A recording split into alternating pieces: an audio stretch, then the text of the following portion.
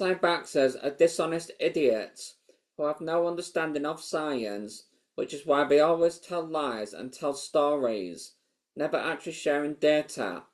We're going to debunk their biggest lie about sanitation, and the anti-vaxxers have no idea what they are talking about.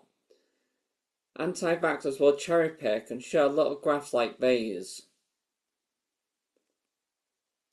They are trying to deceive people to think vaccines make no difference. You should be able to see their thickness and stupidity on the graphs itself.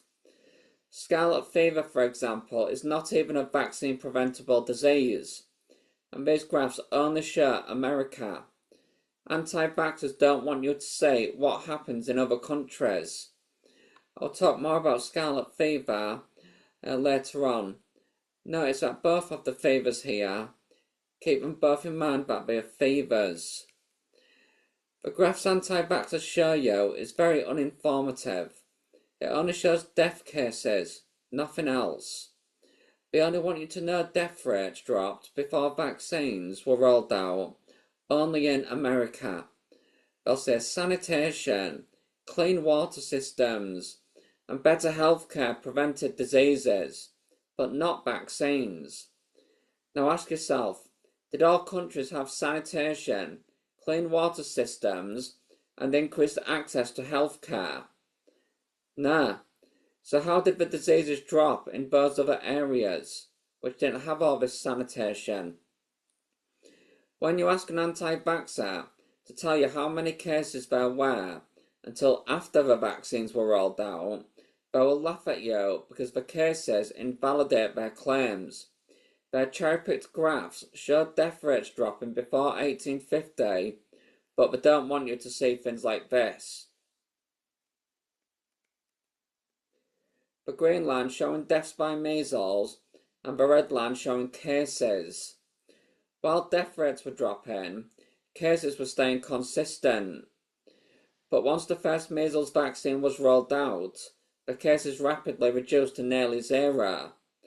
Throughout the rest of the 20th century, we saw this, 93.71 million lives were saved. They don't want you to know we were still seeing cases after the introduction of the vaccine. To further support this chart, you can see on the left that the virus was not getting any weaker. It was spreading across the whole population.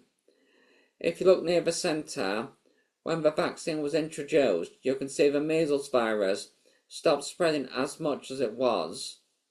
If you look at the red line in 1980, when vaccination became mandatory, the virus found it harder and harder to spread. This only gets more interesting. I mentioned this lie is very American-centric. We'll now look at what happened in other countries. Not all countries increased sanitation, water systems, and better healthcare.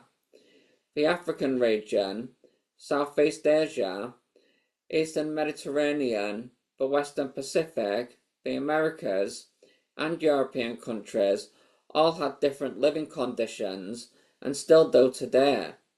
But you can see regardless of the region, regardless of sanitation, water systems and healthcare, as soon as the vaccine was rolled out, measles cases worldwide dropped close to zero. This is evidence that vaccines are responsible for the reduction of cases, proving vaccines prevent diseases. Now, back onto scarlet fever and typhoid fever, which reduced before any vaccines. Not all countries rolled vaccines out at the same time. Some did it in separate years to each other, and some even in separate decades. Each time a vaccine was rolled out, we saw the same reaction. The diseases reduced and were prevented. On these graphs, if you look across, you'll see England and Wales, the United States, and Denmark. Each rolled the vaccine out in different years. The lower line represents measles cases. The line above represents non-measles deaths. Why are measles cases and non-measles deaths in correlation going up and down together? Ask yourself. On this diagram, if you look in the yellow box on the left, you'll read innate and adaptive immune suppression. Once infected by the measles infect and kill the cells the immune system relies upon. By doing so, the immune system is weakened and has memory loss called immune amnesia. The immune system has now forgotten how to defend the body against other infections. Now, not only could the person die from the measles, they could die from these secondary infections, as the immune system can't fight them anymore, and it takes several years for the immune system to build back up. So by preventing the measles infections, the immune amnesia is prevented. By preventing immune amnesia, the immune system remains active and can fight secondary infections, preventing deaths and morbidities, including scarlet fever and typhoid fever. If you look at this graph, we can see as vaccination rates have reduced, cases have increased, and even deaths. So as vaccines were introduced, cases dropped. In the areas of the world with the highest vaccination rates, there are the least cases. In the areas of the world where the vaccination rates are lowest, we find the most cases, hospitalizations and deaths. There is enough evidence and data to know that vaccines are beneficial and help people survive. Anti-vaxxers don't want you to know the truth.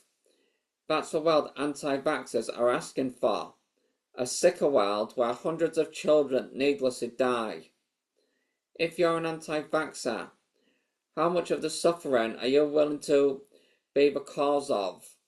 How many children must die before you accept the facts that vaccines do prevent disease? Each time you see news saying measles cases are rising, don't forget, you're the one who wants that. That's exactly what you're asking for. More dead children, more hospitalizations, more poverty, more sickness. You're asking for a sicker world with secondary effects like liver cancer, other forms of cancer, other diseases like pneumonia. You're asking for a sicker world, you anti-vaxxers. If I say that upsets you, I suggest you rethink and get out of your anti-vaccine cult and actually consider people and get out of your head this big idea that Big Pharma is one big monster that is just trying to kill people. That your doctors are trying to kill your children. That is outright delusional. Doctors are not trying to kill us as you assume. So sort your heads out, sort your cult out, and if you don't want to be responsible for children's deaths, start accepting vaccines unless you have a valid scientific reason to not accept it. Such as if you've got immune problems, for example, the science shows and the doctors would say you are not suitable for a vaccination. So if you are suitable, you best have a good reason not to consume it, not to accept it. Otherwise, you are responsible for the loss of hundreds of lives each year.